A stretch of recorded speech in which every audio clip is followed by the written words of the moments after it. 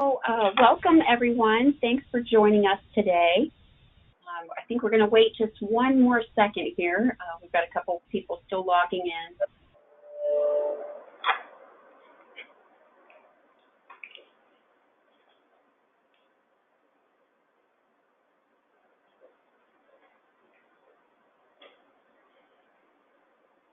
Okay, I think we're ready to go here. So again, welcome everyone, and thank you for joining us today. I am so glad you're able to join us for our webinar, which is part 2 in our stewardship webinar series focused on risk management, and it's presented by Nova's Health Plan Performance Director, Jamie Farrell. My name is Marla Moreland, and I'm the Business Development Executive at Nova Healthcare Administrators.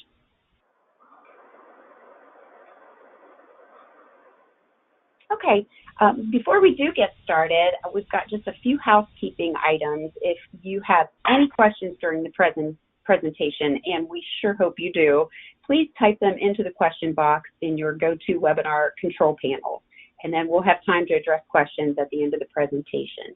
So now that we've got that covered, let's go ahead and get started. Today we're going to talk about risk management and the 4 areas, or as we refer to them, beakers of opportunity. And with that, I'm pleased to introduce our speaker today, Nova's Health Plan Performance Director, Jamie Farrell. Now, Jamie oversees the strategic direction of her department, including proactive market research, our data analytics for health plan and provider performance, and product and strategy development designed to mitigate client cost trends. And she has played a key role in keeping our trends less than 3%. So thank you, Jamie. And she's done some amazing things for our clients by way of identifying cost drivers and then creating customized, actionable strategies to address them. So with that, go ahead and take it away, Jamie. Thank you so much for the introduction, Marla. Good afternoon, everyone. I really appreciate you attending today and joining me on this journey as we look at the plan's opportunities for risk management. Before we get into the 4 areas of opportunity, I would like to spend a moment discussing the Nova Stewardship Formula and how this process, or any process similar, is so important to trend management. This image is meant to illustrate the process Nova goes through with each and every client to understand trends within their specific population. For those who may or may not have attended the first presentation in our series, Laura and Donna focused on the upper left component and discussed the factors influencing cost drivers and how to look at data to get at the root of what's driving the cost of the plan. They stressed the importance of getting to the why instead of just the what, and explained how to look at medical and RX claims from several different lenses to get to the underlying reason for the utilization. Laura and Donna also talked about the value that biometric screenings, lab data, and health risk assessment data bring to understanding your population. And lastly, they focused on a non-traditional source of data called connected company intel, which provides real-time information to help manage the plan. Today, we're going to build upon that and focus on the center of the formula with developed customized strategies. This will help you learn more about the actions you can deploy to mitigate cost and improve the healthcare experience for plan participants with the plans that you're responsible for managing. Data is only as meaningful as what you do with it. When it comes to consuming health plan data, the most important thing you can do is to keep asking questions. Why? Why is this happening? Who is driving the cost? What can we do about it? Where are plan participants seeking services? Answering those questions and constantly assessing the opportunity related to prevalence and cost impact will help guide your trend management strategy. Since this is a large undertaking, it's important to stay grounded on what you're trying to achieve. At Nova, we've found it helpful to break the risk down into 4 components, or beakers, which we see as the 4 areas of opportunity for managing trend and reducing plan risk. In just a moment, I'll cover the goals, example strategies, and key metrics in these 4 areas, but at a high level, they are prevention and early detection of illness, improve treatment plan compliance, manage appropriateness of services, and reduce cost of necessary utilization. At NOVA, we focus on these 4 key areas rather than bucketing our programs in the traditional sense of utilization management, case management, disease management, or wellness. While these programs are definitely impactful and essential, we believe there's additional opportunity for trend management and plan participant assistance outside of these. An example of this is unnecessary ER utilization, which at NOVA, we address under the Manage Appropriateness of Services beaker. In traditional plan management, a main strategy to curb ER spend would be to increase the copay with the thought that it would deter members from using the service altogether. While that strategy addresses the what, it does not address the why, which is essential to plan management. Why individuals seek ER services varies by population. Here at NOVA, we've seen several different underlying factors driving ER spend, and depending what's behind that utilization should guide your strategy for reducing the risk. I'm going to share a couple examples. 2 clients, both with the same cost driver, unnecessary utilization of the ER.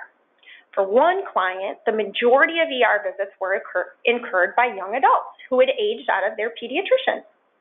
The other client's driver of ER utilization was new mothers bringing their young infants to the ER.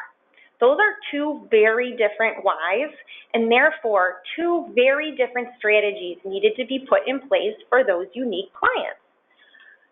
For the young adults, we designed an outreach program to connect these individuals to a PCP and help them schedule an appointment. For the new moms, we tailored our maternity management program communications and discussions around the importance of selecting a pediatrician close to home, understanding what after-hours support is available, and also educated mom on the other resources available in her plan, such as the 24-hour medical helpline and telemedicine. In both scenarios, simply raising the copay would not deter these individuals from using the ER. It's important to look at opportunities like this that make an impact on reducing trend, and this particular example doesn't fall neatly into the traditional medical management products of utilization management, case management, or DM. So now I want to get into each opportunity in greater detail, and we'll start with prevention and early detection of illness. The goal of this component is to increase preventive services. Depending on your population, this could mean a variety of different initiatives to address based on the age, gender, and needs of the population.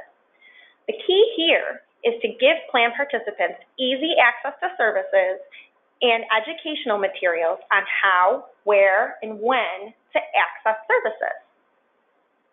A key strategy used for increasing preventive services and early detection of illness is the use of biometric screening. Biometric screenings give us great insight into the health of a population and also serve to give plan participants a higher level of awareness of their health status. Having that data empowers them to take action and really engage in their own health to make a change. To be most effective, it's essential to connect this data to the third-party administrator or the medical management team managing the plan to create a seamless experience for the plan participant. Another key strategy is through plan design and incentives around prevention and achieving those services. Even though preventive services are free to the plan participant, they often aren't perceived this way, especially with those in high deductible plans. We've seen great success when clients embed an incentive for the annual well visit or biometric screenings within their premium contribution strategy for participation and engagement in their health. Lastly, it's very important to do constant analytics on who isn't receiving preventive services and perform targeted education and notifications via either live calls, email campaigns, or mail campaigns to get those individuals connected to physicians and their care. So how do we measure success? To measure success in this area, it's important to start with a baseline. You should be looking at claims data to see how age and gender appropriate screening rates, such as cervical cancer screening, mammograms, colonoscopies, preventive visits, compare to benchmark, and also year over year. This can be tricky at times depending on your claims look-back period or when a plan is new to you or self-funding. If this is the case, it's helpful to look at other utilization metrics, such as those with a claim, those with office visits, because often preventive visits are hiding in the claims data under office visits. Employee satisfaction, while somewhat non-traditional in terms of measurement, should also be evaluated in looking at the effectiveness of your wellness and prevention strategies. These types of programs need to be viewed as part of the overall benefits package by both the plan and the employee. With careful messaging, these programs really serve as a strategy for employee loyalty and retention, and that's key from an organization-wide risk management approach. Baseline biometric participation rates are important for a baseline, and plans should look to improve them over time.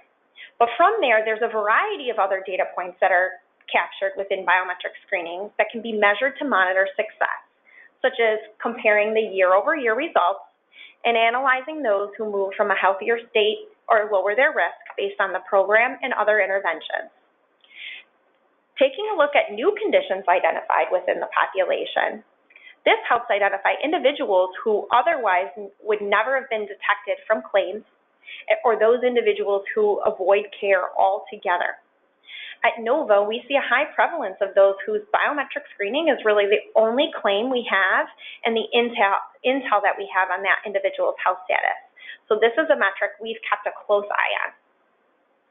And lastly, you want to focus on the percent of individuals who actually share their results with a physician or have a program that allows them to share their results with their physician. Consistent with NOVA's connected company philosophy, we really recognize that this information sharing with the physician is essential to the strategy success, so everyone's aligned around that patient. And we found that the biometric screening is most effective when they share the results with the physician. It also helps to avoid duplicate lab testing or unnecessary claims. So we've made connecting the results a feature component of our wellness incentive. Next up is improved treatment plan compliance. The goals of improved treatment plan compliance are centered around connecting plan participants who have chronic conditions or those who may be experiencing acute or catastrophic events to educate and provide assistance to them on how to adhere to the treatment plan laid out by their physician. Through these interventions, we're really looking to decrease gaps in care and limit chronic condition events such as ER visits and admissions from complications as a result of their noncompliance. In order to be successful with these goals, it's imperative to have a holistic view of the plan participant or the patient and understand all their underlying conditions, utilization patterns, lab values, and prescriptions. This allows for member-centric care planning and goal development unique to that plan participant. Strategies for improving treatment plan compliance can include clinicians working one-on-one with members to assess their needs and address any barriers to care. With one of our plans, we noticed that individuals weren't filling their maintenance medication for diabetes because of a perceived cost barrier. So we worked with that particular client to waive the copay on the maintenance medication and bring individuals into compliance, and actually saw a reduction in ER and admit events as it related to diabetic complications over time for that population. In addition to the live outreach and coaching that's done by registered nurses, we've also seen success in providing those with chronic conditions targeted email and mail campaigns, educating them on their condition and course of treatment.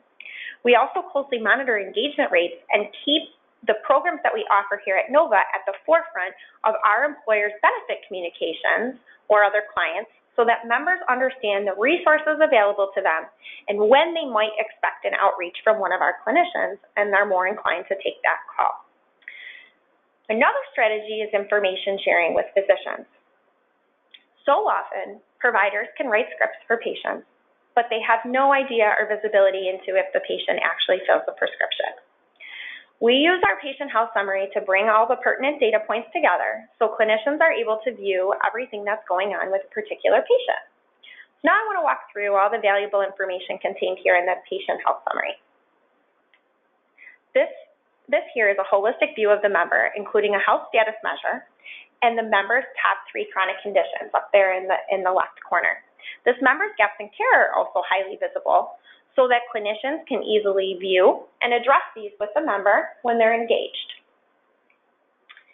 Here we see all of the members' medications and frequency of fills. Missed fills are easily identified by the gaps in the color purple. In this view, all of the members' recent biometric and lab values are viewable to the clinician for review with the patient, plan participant, I should say. And on this last sample screenshot, all of the members' plan utilization is summarized by place of service so clinicians can review patterns and discuss any recent trips to the emergency room or the absence, as you see here, of the PCP visit. So how do you measure success with treatment plan compliance? There's several ways to measure success and the success of the strategies you design around this beaker, such as health coaching or case management. Member-centric goals met. You know, as clinicians would be working with these members, they're developing member-specific plans of care and associated goals. So we've found it beneficial to track those goals as they're met and assign cost savings to them. For example, quitting smoking. Health status measure metrics. You know, it's really a win just to understand the baseline data of your population by bringing all these different data points we've been discussing together, such as medical and RX claims or biometric and lab data. But once you establish this is a wonderful measure to track over time and monitor for improvements. Medication compliance. As you work to close gaps in medication fills, you should be tracking medication compliance rates specific to the chronic conditions within your specific group or population. Really just focusing on the ones driving the cost within your population or that are prevalent within your population. Closing gaps in care. Much like the health status measure, it's important for you to first understand your target population, those with gaps in care, is the greatest area of impact. And over time, you should track your successes in closing these gaps, just as you would with the medication compliance. Utilization metrics. You'll see this pop up time and time again. But tracking positive progress in all the previous measures really roll up to monitoring overall utilization metrics, such as the reduction of ER visits, admissions, inpatient days per 1,000 over time, and also looking for increased PCP visits and maintenance therapies over time. Lastly, another idea to measure progress is that you can have your programs and strategies and their effectiveness evaluated by a third party. This is something that we have done here at NOVA. This one in particular is the certificate of validation that NOVA received from the Care Innovations Validation Institute. And this was based on an analysis that was done of the impact of our diabetic interventions and the correlation that those interventions had on the reduction of emergency room and admissions for that population. Now we're going to get into manage the appropriateness of services. So the goal of this one is to promote the right care at the right time. In order to achieve this, it's important to focus on these key goals: increasing PCP visits, reducing ER visits, reducing admissions, and increased generic prescription utilization. There are several right care, right time-based strategies that you can deploy within your population. If you recall that ER example I shared earlier, it's essential to understand what's driving ER spend for a given population and design a custom strategy around mitigating it, such as targeted education or notification. And after careful analysis, you may also find your strategy includes modifications to plan design or plan offering, and you might recommend something such as a telehealth solution. Another key strategy for managing the appropriateness of services is utilization management and medical necessity determination that not only embed criteria to review if something's medically necessary, but also looking for level of care reviews and continual monitoring of claims data to ensure that what's required to be pre-certified should require pre-cert, thinking about the member experience, and anything that has the potential to be high cost or high exposure for the plan is on the pre-cert list as new higher cost services pop up and become at the forefront from an industry perspective. Lastly, information sharing with physicians is here again. There's a theme here. As it relates to managing appropriateness of services, it helps to identify and reduce duplicative services, such as services like radiology. So how do we measure success in this area? Success in this area is measured in a variety of ways, just as all the other beakers, and largely on some of the measures that we've previously discussed. I would urge you to continually monitor your utilization management savings, not only from a denials perspective, but also from a level of care perspective, and ensure it's accurate by correlating it to average claims or network solution costs for that specific plan or group. Also make sure that you can stratify it by type of savings, contractual, medical necessity, out-of-network, so that you can easily categorize and analyze the effectiveness of the overall benefit strategy. For example, at NOVA, we understand the benefit strategy of each of our clients and their position on utilization management. We have some clients that wish to have any service that has the potential for savings on their pre-cert list. And then we have those that look to see the savings compared to the overall member experience, and if the overall savings isn't enough compared to the member disruption or the members that will be coming into the HR office, they opt to leave those services off. So the next one is to monitor your generic RX utilization rate to assess how your plan performs against benchmarks and also how it increases over time based on the strategies you deploy to improve it. Reduce duplicative services. It's important to find a means to track and monitor duplicative services and ensure that almost 100% of duplication that you see in your plan has been reviewed to ensure that it was medically necessary. There's those key utilization metrics again. This time you're looking at them to ensure the effectiveness of your strategy from a place of service perspective. But still, just as important is looking at them when we saw them in the care compliance effectiveness. Ensure you're seeing an increase in lower cost services such as office visits and a decrease in higher cost services such as ER visits and admissions. Correlate your targeted interventions with claims data.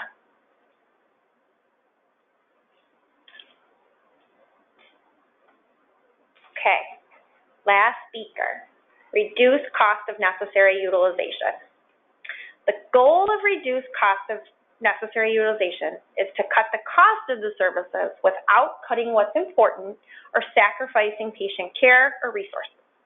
So take me for an example. I'm a shopper. I'd like to think of myself as a savvy consumer, and I love a great deal. Think about this beaker being about getting good stuff cheap. So how do you accomplish this? It's important to be vigilant about analyzing your claims data and see what it's telling you about the network or even non-network solution that you have in place. Where are members seeking services? In more traditional plans, strategies including ongoing provider utilization analysis to assess in-network utilization and ensure wherever possible that members are receiving services from in-network providers, making it more cost-effective for them and for the plan. If your in-network or out-of-network solution isn't cutting it, there are network alternatives to a traditional network product, such as narrow or limited networks, establish reimbursement schedules, reference or Medicare-based reimbursement or pricing, which is often sometimes paired with direct primary care, and direct negotiation. At NOVA, we use all of these strategies depending on the client and their population. Ongoing care navigation to the most cost-effective solution is essential to the success of these strategies.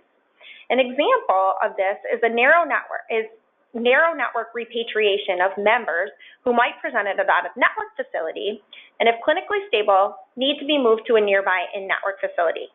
In these situations, NOVA's team works diligently to find the in-network hospital that can take the member and works with care planners at both facilities on the transfer. This could also be applicable to members as they travel outside their service area on vacation and need care. Lastly, bill audits, including claims audits and high-dollar bill review, are effective in cutting costs as they assess for coding or billing errors. We have seen a lot of opportunities in uncovering discrepancies in the bills that we receive and maybe some oddities in units. We have a specific example around specialty RX where the number of vials needed to be reported, but it was actually number of boxes, and it was quite inflated. But our teams recognized that very quickly. So very important. So how do we measure success here? I don't want you to tell anybody, but this is my favorite category for measuring success, as the savings attributed to many of these are more concrete and hard savings, uncovered by a lot of plan analysis and detective work. My maiden name is home, for anyone that doesn't know. You will want to first focus on in-network versus out-of-network utilization and savings, but be careful to also analyze what you're paying for the service, not what you're saving off bill charges. Each care navigation strategy you deploy in reducing costs should have measurable outcomes attached to it to show the value of those interactions. For example, that repatriation example I just shared. No matter what type of strategy you use for reducing cost, you should be able to drill into solution-specific savings, or when analyzing a switch in your current network solution, as an example, you can go back to the previous solution and show savings of what you previously spent to ensure it's the right solution for the plan and the member. This is also an area where you want to measure success from third-party audit results to help measure savings from billing accuracy strategies or eligibility audit strategies. So in summary, we've tried to keep it simple and give you an organized way at looking at and addressing the risk of your population by boiling it down to the opportunity or risk, key goals, and strategies. There is no one-size-fits-all measurement for success, and the results will vary based on how the plan defines or measures success. But that's because you need to formulate the most effective strategies for risk management and trend management by looking deeper at your population, how they utilize the plan, the specific conditions present within that population, the plan design itself, and the plan goals. For example, whether or not a union might be involved. And although the solutions may vary, you should always ensure that you have a defined way of measuring the success of those strategies for risk management that should be goal-oriented based on what the plan is looking to accomplish. If you're interested in learning more about NOVA and some of our specific results, please feel free to follow up with Marla and I after the webinar so we can discuss in greater detail. Marla, would you like to wrap us up before we take some questions? Absolutely. Great job, Jamie. Thank you again, everyone. We hope that you'll consider joining us for future webinars in this series. In our next webinar, we'll discuss plan analysis, execution, and engagement in much more detail. And in the final webinar in our stewardship series, we'll talk more about how to analyze the impact and outcomes of strategies and take that information to reevaluate how to move forward, what to do next. So let's take a look at the questions. I think we do have a couple questions here. The first one says, I'm a broker. What type of visibility do you offer brokers in this process? So, Marla, that's a great question. Yeah, it's a wonderful question. So that answer is kind of twofold. So we certainly would be partnering with the broker and or the client on the strategy and making sure it's consistent with everything that they have from a plan strategy. We've often worked very closely with brokers and consultants on partnering with their preferred solutions or vendors, whether that be PBMs or biometric screening vendors, as well as kind of all getting together at the table with the data and analyzing the data. So we've had relationships where we've shared the health plan data and also look to plan reviews in complementing each other to bring that value to the broker and their client. Yeah, okay, very good. The next question is, our clients struggle with engagement. How do you connect with our members? Do you work with the client member before enacting these strategies? Yes, that answer is absolutely, and really our strategies are most effective when we have that partnership and collaboration with the client. So if you recall earlier in the presentation, I talked about really wanting to get in front of the benefit communications that are available at open enrollment to talk about all the resources and programs we would be putting in place for that particular client so that members would understand why they would be getting a phone call from, some of our clinicians or our care navigators, and that it's not this, big bad insurance company that's just calling to deny your service. It's, something more in terms of the support and, patient care that we perform here. Yeah, and I agree 100%. I think also kind of going back to that first question, when we want to assist in putting these actionable strategies in place and getting the broker involved, many times there's no one who knows the client better than the broker or consultant himself. So all of us working together is what's going to definitely result in those successful outcomes. I think we have a question specific to Nova's outcomes, and we will make sure that we follow up after this presentation on an individual level to inform you of that information. And please also know that you will be able to access the recording of this webinar afterwards. So thank you all again for joining us, and we look forward to speaking to you again soon. Have a great afternoon. Thanks. Thanks, everyone.